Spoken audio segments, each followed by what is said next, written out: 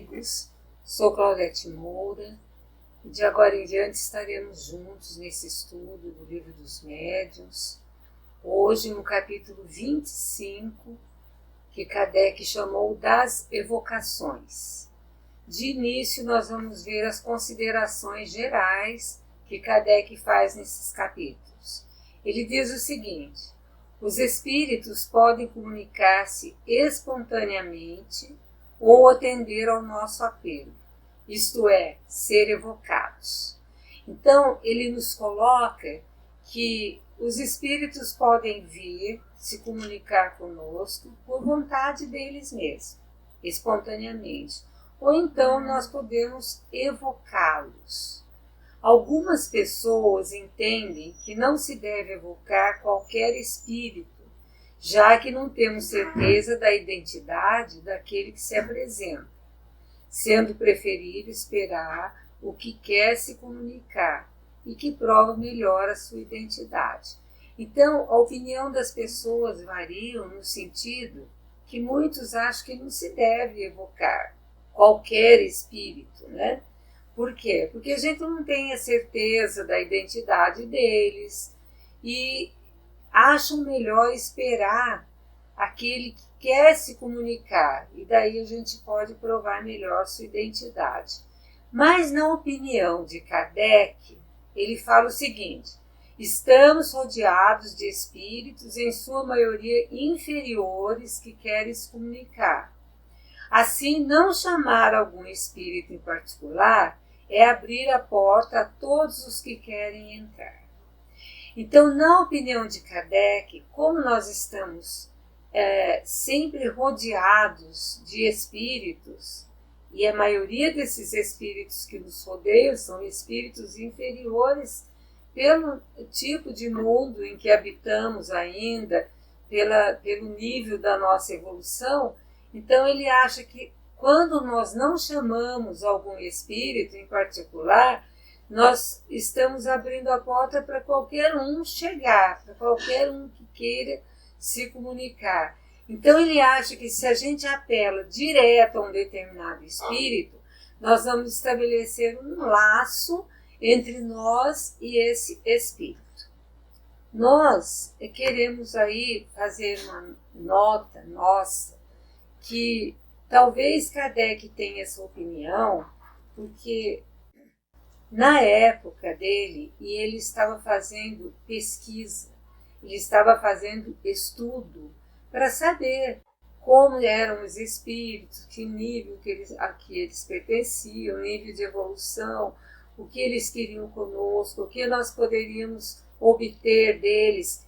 Então, Kardec não queria, talvez, perder tempo de deixar que qualquer espírito fosse se comunicando e que não seria para ele interessante para o seu estudo, para a sua pesquisa.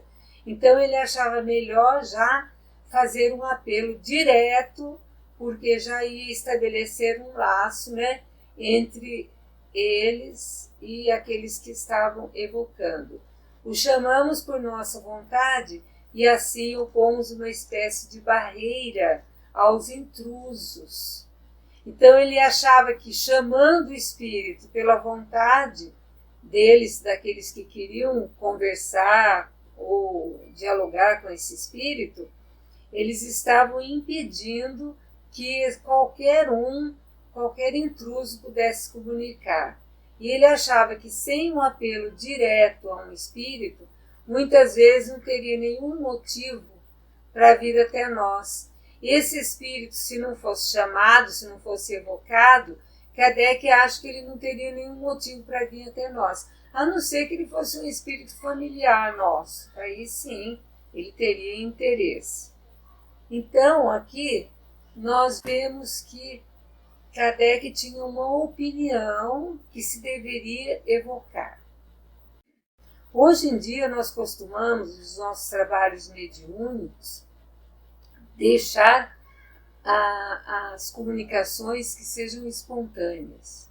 Mesmo porque, nas reuniões que realizam um pronto-socorro espiritual, vamos dizer assim, os espíritos sofredores que se apresentam, que precisam de tratamento, numa reunião de desobsessão, são aqueles espíritos que estão influenciando algum nome que a gente está levando para a reunião, ou algum conhecido nosso, ou alguém que pediu auxílio nessa reunião. Mas ali, então, Kardec usava muito a evocação, e a gente pode ver muitos exemplos desse na Revista Espírita, no livro Céu e Inferno, chamando aquele espírito que havia desencarnado, que eles conheciam, e que esse espírito vinha dar uma opinião, a sua opinião sobre o que estava acontecendo com ele após a desencarnação, como ele se estava se sentindo do outro lado. Era mesmo com o intuito de pesquisar, de saber, de estudar as relações entre o plano material e o plano espiritual. Nas comunicações espontâneas, não há nenhum inconveniente quando controlamos os espíritos. Nas comunicações espontâneas, nós temos que ter um controle sobre aquele espírito que se comunica. O próprio médium pode ter esse controle, o próprio grupo, um grupo sério, em oração, com um objetivo, uma finalidade para aquele trabalho, pode então controlar esses espíritos. E tendo a certeza que nós não vamos ser dominados pelos espíritos inferiores. Que nenhum espírito mau possa chegar ali para nos controlar. Ele pode até se comunicar, ele pode trazer o seu recado, mas tudo está sendo controlado pelo próprio médium e pelo próprio grupo que está ali trabalhando. Assim, então, é conveniente aguardar as comunicações espontâneas daqueles que desejam expressar seus pensamentos. Nós aguardamos, então, porque numa reunião mediúnica nós damos o início com uma leitura do Evangelho, com uma oração, e pedimos, então, para a espiritualidade que todos aqueles que necessitam, que possam, que tenham a oportunidade de estar ali, para a gente poder ajudá-los. Então, nós temos, assim, que aguardar essas comunicações daqueles que desejam ali trazer seus pensamentos, sejam espíritos necessitados ou sejam espíritos que querem colaborar conosco para estarmos, então, aí nesse trabalho.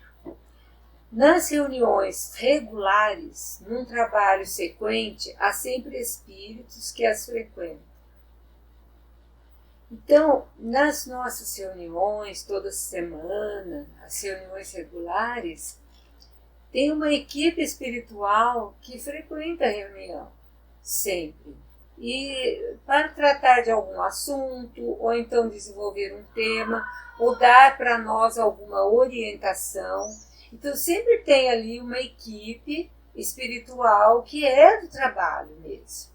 Pode variar um ou outro, mas existe uma equipe ali fixa, que está sempre ali, sem que a gente precise chamar, porque eles já têm um compromisso com o trabalho.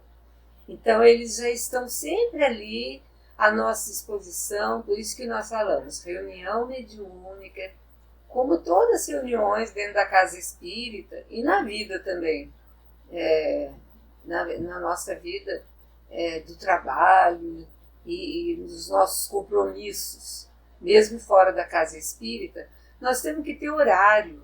Nós temos que ter na reunião mediúnica horário para começar a reunião e para terminar. Porque essa equipe espiritual que se comprometeu conosco, que está sempre nessa reunião, eles têm também outras atividades, a não ser aquela que eles estão ali comparecendo. Então, eles precisam ter esse horário para poder, então, assumir também as outras atividades dele. Nas reuniões regulares, então, sempre tem essa equipe espiritual, né? E nós não precisamos chamar. Nesses casos é fácil que a gente reconheça-os, seja pela linguagem, que é sempre a mesma, seja pela escrita ou por certos hábitos peculiares. Nós já sabemos mais ou menos o que aquele mentor que sempre está presente no trabalho, nós já sabemos mais ou menos como ele se comunica, qual que é a sua linguagem. Quando ele dá uma mensagem por escrito, nós já sabemos os hábitos que eles têm de escrever, a maneira como eles escrevem. Então, fica fácil de reconhecê-los nesse caso, porque é uma equipe que está sempre ali presente. Então, veja bem que nós falamos tudo isso para as comunicações espontâneas. Vamos ver agora as comunicações evocadas. São usadas para as comunicações diretas com um determinado espírito. Então, na evocação, a gente chama um determinado espírito, a gente evoca um determinado espírito. Se ele puder atender, obtém-se a resposta. Sim, ou aqui estou, ou então o que queres de mim? Se ele puder atender, às vezes ele vai entrar diretamente num assunto e ele responde antecipadamente as perguntas que a gente organizou para fazer a eles. Porque antes disso ele já estava se ligando a nós. Antes de chegar aquele momento da reunião, ele já estava ligado a nós. Então, quando nós evocamos um determinado espírito, quando ele pode atender, isso é muito importante. Nós vamos ver adiante quais os motivos que ele não pode atender, por exemplo. Mas quando ele pode atender, ele vai dizer, sim, aqui estou, ou o que vocês estão querendo de mim. Ou às vezes ele vem e já fala diretamente, respondendo aquelas perguntas que nós preparamos para eles. Muitas vezes a presteza com que o espírito evocado atende nos surpreende. É que a nossa preocupação antecipada com a evocação já os liga a nós. E no momento da evocação ele já está presente. Nós já estávamos com o nosso pensamento ligado em evocar aquele espírito. Esse pensamento chega até ele. Então, no momento da evocação, ele já está presente, porque ele já sabia que nós iríamos evocá-lo.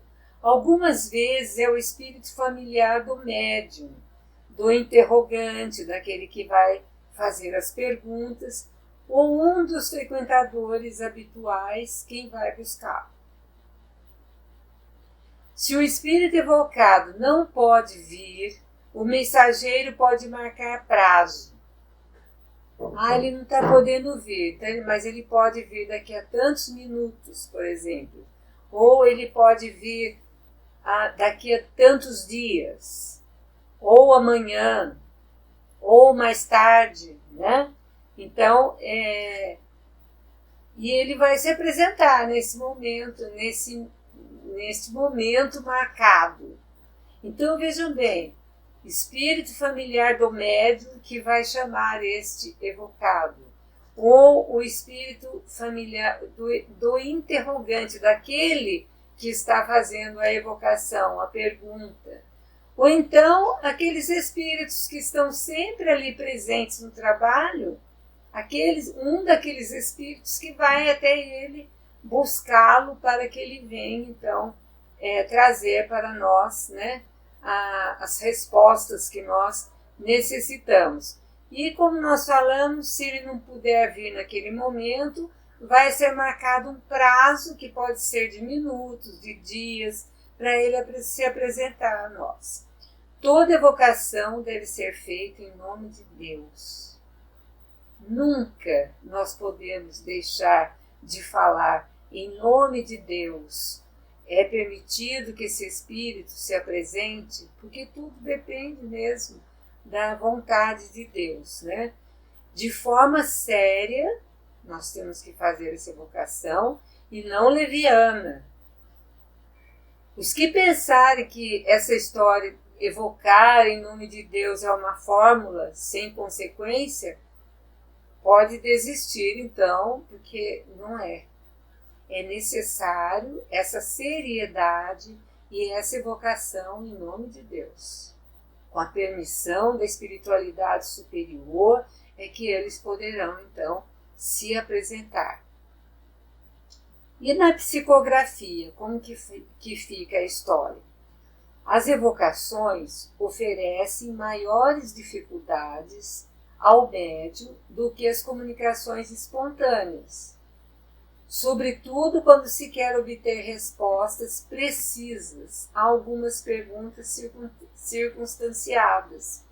Por exemplo, são necessários médiuns mais flexíveis, positivos, e essa espécie de médium é muito rara. Então nós temos que ter cuidado na psicografia, quando nós vamos fazer essa evocação, o médium deve ser flexível, ele deve ser um médium experiente e apropriado a esse tipo de trabalho. O nosso tempo já está se esgotando hoje, continuaremos então na próxima semana com esse mesmo assunto da evocação no capítulo 25 do Livro dos Médiuns. Agradecendo a todos a audiência, Claudete Moura, para o divulgar.net.